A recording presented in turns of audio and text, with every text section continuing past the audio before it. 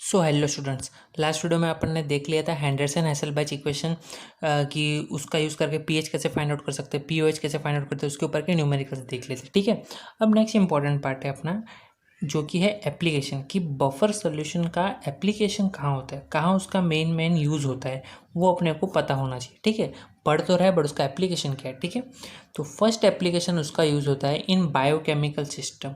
In biochemical system, अब biochemical system में कहाँ यूज़ होता है? बायोकेमिकल सिस्टम जो तुम्हारा ह्यूमन ब्लड है, जो अपने बॉडी में है, जो ब्लड है वो ब्लड में HCO3 minus plus H2CO3 plus H2CO3 ये काम करता है बफर सोल्यूशन का। ये केमिकल्स काम करते हैं बफर सोल्यूशन का। ठीक है, H2CO3 this is the weak acid, ये H प्लस डोनेट करेगा तो एक माइनस आ जाएगा, एक H प्लस डोनेट करेगा तो HCO3 माइनस, 2 H था, एक H डोनेट किया तो एक H तो हट जाएगा और एक माइनस आ जाएगा। ठीक है, तो ये एक है वीक एसिड और ये इसका सॉल्ट, तो ये काम करेगा बफर सोल्यूशन का। ठीक है, और अपना ह्यूमन ब्लड का जो पीएच होता है उसको मेंटेन किया जाता है 7.36 से लेके 7.42 के बीच में। ये पीएच मेंटेन करने के लिए बफर सोल्यूशन का यूज़ होता है। ठीक है, दिस इज़ अ नेचुरल, कुछ इंजेक्ट विंजेक्ट करने की ज़रूरत नहीं है, नेचुरल होता है अपने बॉडी में। ठीक है, 7.36 से 7.42 ये अपने ब्लड का पीएच होता है, ये अपने ब्लड का पीएच होता है और ये मेंटेन करने के लिए बफर का यूज़ किया जाता है। ऐसा कहा जाता है कि अगर 0.2 से भी, या इधर 0.2 से चेंज हुआ है, ये साइड 0.2 से अगर अपना ब्लड का पीएच चेंज हुआ तो बहुत प्रॉब्लम हो सकता है, डेथ भी कॉज हो सकती है इसके वजह से। ठीक है, तो ये चीज़ याद रखना है, एमसीक्यू फॉर्म में ये चीज़ ज़रूरी है, पूछ सकता है कि ब्लड में कौन सा chemical as a buffer solution act करता है, तो उसमें एक ऑप्शन ये दिया रहेगा एमसीक्यू में। ठीक है, HCO3 minus plus H2CO3। Okay, जो इसका सेकंड एप्लीकेशन है वो है एग्रीकल्चर में। जो इसका सेकंड एप्लीकेशन है वो है एग्रीकल्चर में। अब एग्रीकल्चर में कैसे इसका एप्लीकेशन होता है, ध्यान से सुनना। जो सॉइल होता है, सॉइल के अंदर बहुत सारे कार्बोनेट होते हैं, बायकार्बोनेट होते हैं, फॉस्फेट्स होते हैं, ऑर्गेनिक एसिड होते हैं, तो ये आपस में क्या करते हैं, बफर सोल्यूशन बना लेते हैं। तो अपन जो फर्टिलाइज़र सिलेक्ट करते हैं कि ये सॉइल के लिए फर्टिलाइज़र होना चाहिए, ये सॉइल के लिए फर्टिलाइज़र होना चाहिए, तो ऐसा ज़रूरी नहीं कि एक फर्टिलाइज़र सारे टाइप के सॉइल के लिए यूज़ हो, नहीं, ऐसा ज़रूरी नहीं है। ठीक है, अब जो लोग फार्मर लोग, जो लोग ज़्यादा यूज़ करते हैं उनको इसके बारे में ज़्यादा नॉलेज होता है कि जो फर्टिलाइज़र होता है वो सिलेक्ट किया जाता है upon the pH of soil, कि तुम्हारा सॉइल का पीएच कितना है उसके हिसाब से फर्टिलाइज़र सिलेक्ट किया जाता है। ठीक है, तो वहाँ पे इंपॉर्टेंट रोल आता है बफर सोल्यूशन कि वो पीएच मेंटेन करके रखना है करके। फिर जो नेक्स्ट इंपॉर्टेंट है वो है इंडस्ट्री। अब इंडस्ट्री में बहुत सारे एप्लीकेशंस ऐसे होते हैं जहाँ पे पीएच मेंटेन करना ज़रूरी है, क्योंकि कुछ कुछ चीज़ सिलेक्टेड पीएच पे ही होती है, कुछ चीज़ होती है जिसका पीएच मेंटेन होना चाहिए 3 से लेके 4 के बीच में। तो इतना पीएच मेंटेन करने के लिए बफर सोल्यूशन तो चाहिए, क्योंकि कोई भी चीज़ 100% आइडियल नहीं हो सकता है कभी एसिड ज़्यादा ही स्ट्रांग हो जाए, हो सकता है कभी बेस ज़्यादा ही स्ट्रांग हो जाए, तो उसको मेंटेन करने के लिए 3 to 4 के बीच में मेंटेन करने के लिए पीएच बफर सोल्यूशन का रिक्वायरमेंट होता है। तो कहाँ कौन से इंडस्ट्री में रिक्वायरमेंट होता है, पेपर इंडस्ट्री में रिक्वायरमेंट होता है। उसके बाद में और कौन सी इंडस्ट्री में रिक्वायरमेंट होता है, इंक, जहाँ पे इंक बनता है वो इंडस्ट्री में रिक्वायरमेंट होता है। Pharmaceutical, drug means pharmaceutical industry में इसका रिक्वायरमेंट होता है। पेंट में इसका रिक्वायरमेंट होता है, मतलब ये सब जो सारी इंडस्ट्रीज है इसमें बफर सोल्यूशन का रिक्वायरमेंट होता है। ठीक है, फिर नेक्स्ट है मेडिसिन में भी इसका रिक्वायरमेंट होता है, एनालिटिकल केमिस्ट्री में इसका रिक्वायरमेंट होता है। ऐसे टोटल 5 एप्लीकेशन सबको दे रखे हैं, बट उसमें से ये 3 ज़्यादा इंपॉर्टेंट है। ठीक है, और जो लास्ट वाला है वो है एनालिटिकल केमिस्ट्री। एनालिटिकल केमिस्ट्री में जब तुम लोग डिफरेंट कटायंस का प्रेसिपिटेशन करवाते हो, जो ग्रुप 3A के जो कटायंस होते हैं, ग्रुप 3A के जो कटायंस होते हैं उसका प्रेसिपिटेशन करवाने के लिए जो पीएच है वो 8 to 10 के बीच में रहना चाहिए, और ये 8 to 10 के बीच में मेंटेन करने के लिए एक बफर सोल्यूशन यूज़ किया जाता है, जो तुम लोग ने पढ़ा है, काफ़ी नॉर्मल है, NH4OH प्लस NH4Cl, ये अपन ने चैप्टर में बहुत बार पढ़ा है। ठीक है, NH4OH plus NH4Cl buffer solution use किया जाता है 8 to 10 के बीच में मेंटेन करने के लिए। ठीक है, क्लियर सी चीज़ है, एकदम समझ में आ गया, तो इसका एप्लीकेशन पार्ट भी क्लियर हो गया। ओके, अब जो नेक्स्ट इंपॉर्टेंट पार्ट है वो है सल्यूबिलिटी प्रोडक्ट। वो है सल्यूबिलिटी प्रोडक्ट, मतलब अभी तक आपने जो पढ़ा स्ट्रॉन्ग इलेक्ट्रोलाइट, वीक इलेक्ट्रोलाइट, ये सब इंपॉर्टेंट है, नहीं है ऐसा नहीं। अब जो नेक्स्ट है वो है सल्यूबिलिटी प्रोडक्ट। अब सल्यूबिलिटी प्रोडक्ट किसका सल्यूबिलिटी प्रोडक्ट पढ़ना है अपने को, ये चीज़ पहले पढ़ना बहुत ज़रूरी है। तो अभी तक अपन ने इलेक्ट्रोलाइट्स देख लिए। अब अपन देखने वाले हैं कुछ स्पेरिंगली सॉल्यूबल्स। स्पेरिंगली का मतलब बहुत कम अमाउंट में जो सॉल्यूबल होते हैं उसको बोलते हैं अपन स्पेरिंगली सॉल्यूबल सॉल्ट। ठीक है, जैसे कि AgCl, जैसे कि AgCl। AgCl है एक स्पेरिंगली सॉल्यूबल सॉल्ट। स्पेरिंगली का मतलब क्या, बहुत कम अमाउंट में डिसॉल्व होता है, स्पेरिंगली सॉल्यूबल सॉल्ट। ठीक है, तो स्पेरिंगली सॉल्यूबल सॉल्ट की अभी अपन बात करने वाले हैं। तो सपोज करो ये जो AgCl है इसको तुम लोग ने वाटर में डाला।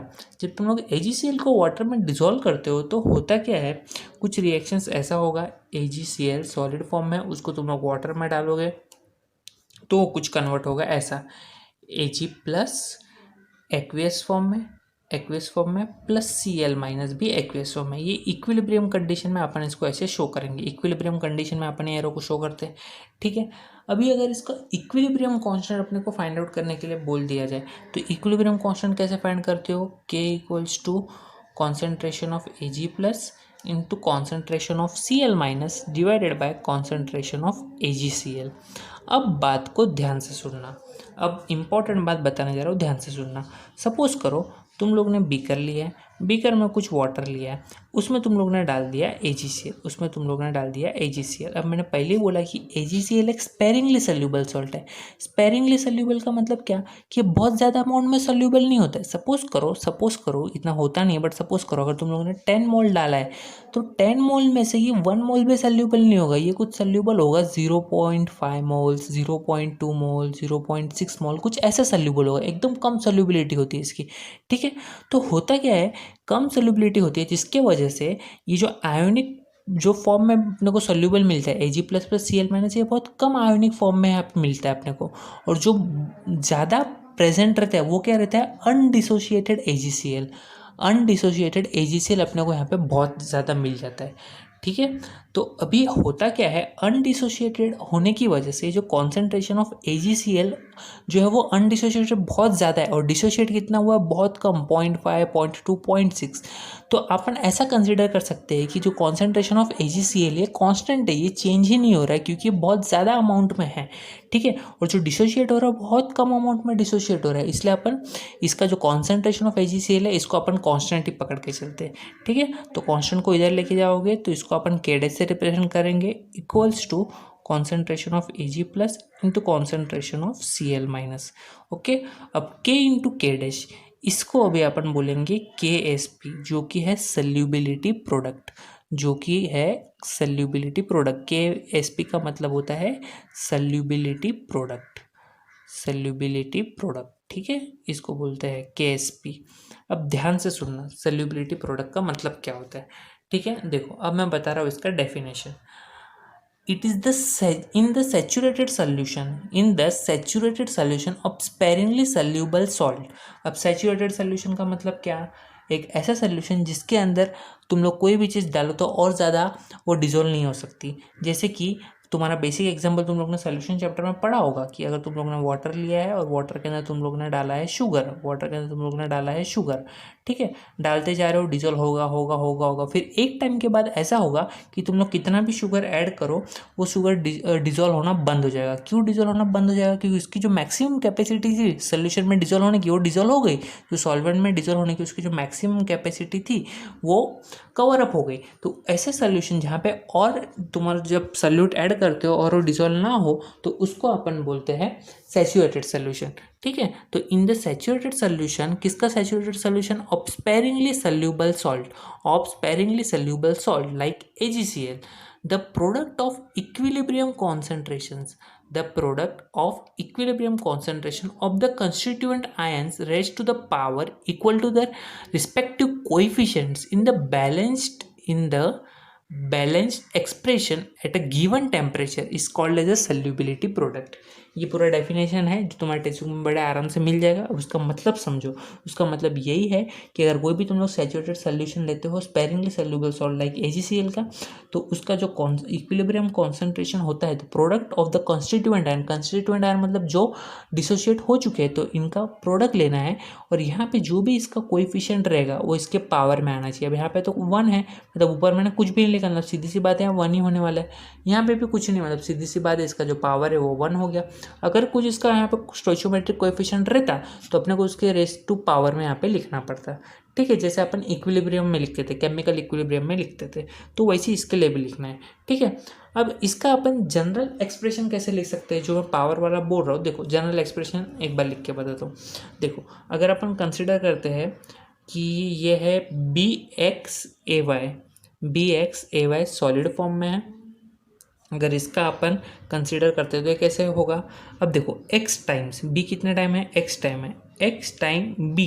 अब b की वैलेंसी कितना होगा, b का वैलेंसी होगा इक्वल्स टू y, b का वैलेंसी होगा इक्वल्स टू y, तो ये होगा y प्लस प्लस अभी a कितने टाइम आएगा, y टाइम्स आएगा, y टाइम्स a, और a का वैलेंसी कितना होगा x माइनस।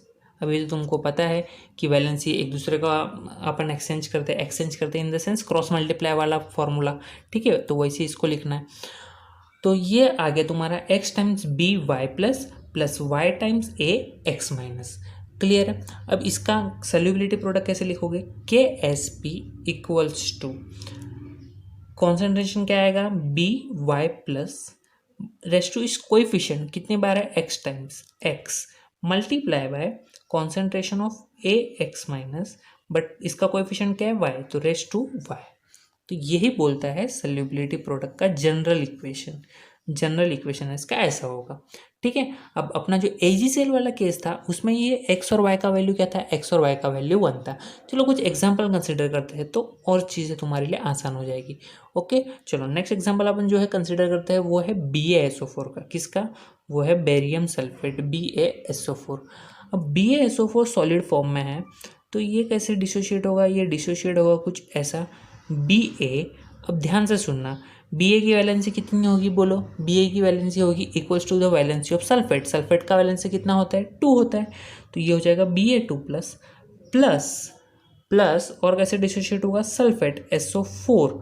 अब सीधी सी बात है बेरियम की वैलेंसी भी 2 ही होती है, तो ये हो जाएगा SO4 2 माइनस, ये हो जाएगा SO4 2 माइनस। क्लियर, BaSO4 तो Ba2 plus A B aqueous form में रहेगा प्लस SO4 2 माइनस। अब जो KSP है सॉल्युबिलिटी प्रोडक्ट क्या बनेगा Ba2 plus okay Ba2 plus into concentration of SO4 2 minus into concentration of SO4 2 minus, और इसके जो यहाँ पे कोएफिशिएंट है वो क्या है 1 1 है। अगर कोएफिशिएंट 1 1 है तो रेस टू पावर में तो कुछ भी नहीं आएगा, रेस टू पावर में कुछ आएगा क्या, रेस टू पावर में कुछ भी नहीं आएगा, ठीक है। तो ये हो गई सिंपल सी बात। ओके अब जो नेक्स्ट इंपॉर्टेंट थिंग है वो है नेक्स्ट एग्जाम्पल जो कि है CaF2।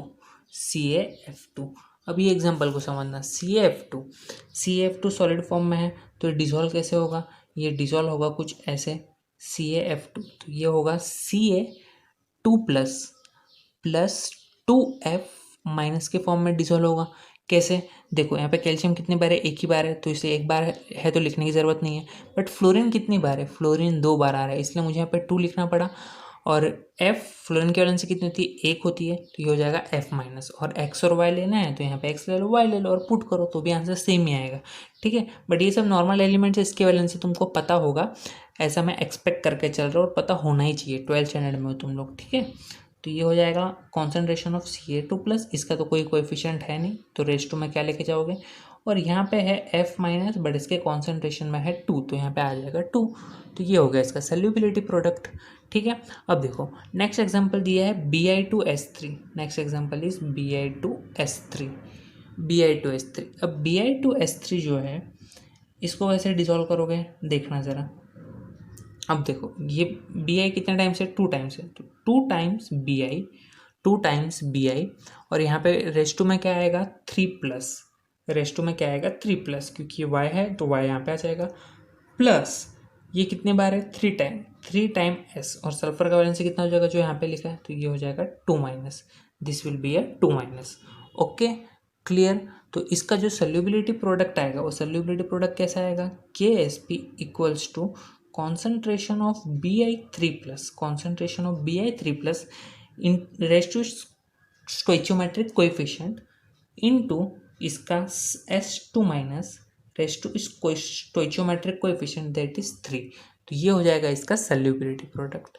क्लियर है? अब समझ में आया सॉल्युबिलिटी प्रोडक्ट कैसे फाइंड आउट करना है, मतलब आगे न्यूमेरिकल अपन देखेंगे, बट पहले जनरल इक्वेशन तुमको कोई भी एग्जांपल दिया हो तो उसका केएसपी का वैल्यू तुमको निकालना आना चाहिए। ठीक है, अब एक लास्ट एग्जांपल दिया है वो भी कवर कर लेते, जो कि है CA3PO4 ट्वाइस, CA3PO4 ट्वाइस। अब इसको कैसे करोगे CA3PO4 ट्वाइस, देखो तो इसका कैसे होगा CA3PO4 ट्वाइस, तो कैल्शियम कितने बार है, 3 बार है, 3 टाइम्स कैल्शियम। अब कैल्शियम का वैलेंस कितना होता है 2+, और वैसे यहाँ पे दिया भी है 2, ओके। प्लस यहाँ पे PO4 कितने टाइम्स है, 2 टाइम्स है, तो ये हो जाएगा 2 टाइम्स PO4, इसका वैलेंस होता है 3 माइनस, तो 3 माइनस, वैसे भी यहाँ पे 3 दिया हुआ है, ओके। अब बात करते हैं KSP, तो KSP क्या हो जाएगा, KSP हो जाएगा CA2+ into raised to stoichiometric coefficient multiplied by concentration of PO4 3 minus raised to stoichiometric coefficient। तो ये हो गया इसका सॉल्युबिलिटी प्रोडक्ट, ये हो गया इसका सॉल्युबिलिटी प्रोडक्ट, ओके। सिंपल सा थिंग था, कुछ भी था नहीं इसमें इंपॉर्टेंट, तो समझ में आया सॉल्युबिलिटी प्रोडक्ट कैसे फाइंड करना है, एकदम सिंपल चीज़ें हैं, ठीक है। अब जो मेन इंपॉर्टेंट पार्ट है वो है जो अपन नेक्स्ट वीडियो में कवर करेंगे, जो कि है relationship between solubility and solubility product and इसके ऊपर के न्यूमेरिकल्स, जो कि अपन नेक्स्ट वीडियो में कवर करेंगे। तो ये वीडियो में कुछ भी डाउट हो तो कमेंट करो, I will definitely reply to it, okay.